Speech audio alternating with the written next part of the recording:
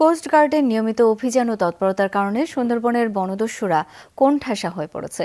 দস্যুতা করতে না পারায় স্থানীয় জয়মনির খোল এলাকায় অবস্থিত কোস্টগার্ড স্টেশনে হামলা চালিয়েছিল এদের একটি গ্রুপ, জানিয়েছেন কোস্টগার্ড পশ্চিম জোনের কমান্ডার ক্যাপ্টেন মোহাম্মদ মিসবাউল ইসলাম।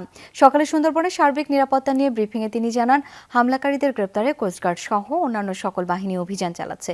সুন্দরবনের নিরাপত্তা নিশ্চিত, বনদস্যু দমন, জীববৈচিত্র্য সংরক্ষণ সহ উপকূলীয় অঞ্চলে অবৈধ কার্যক্রম, বিশেষ করে পশ্চিম প্রতিরোধে গত 5 মাস ধরে অভিযান চলছে। অভিযানে 42টি দেশি বিদেশি আগ্নেয়াস্ত্র, অসংখ্য গোলাবারুদ সহ 39 জন বনদস্যুকে আটক করা হয়েছে। এ সময় জীবিত উদ্ধার করা হয় দস্যুদের হাতে জিম্মি থাকা 41 জনকে। সকল জলদস্যু বনদস্যু বাহিনী নির্মূল এবং এটা দিয়ে কথা বলি কি ভাইয়াদের ল্যান্ড থেকে বিকাশে যে টাকাটা দিয়েছে এই মাধ্যমে কিন্তু আমরা ক্লুটাকে বের করেছি। সো ল্যান্ডেরই যারা যারা আছে ইনভলভ তাদেরকে কিন্তু আমরা এই গত কয়েকটা অপারেশনও ধরেছি। সো এটা একটা আমাদের জন্য একটা, এবং আমরা কিন্তু তারা বুঝতে পারি যে তারা কোন দিক দিয়ে অপারেট করতেছে।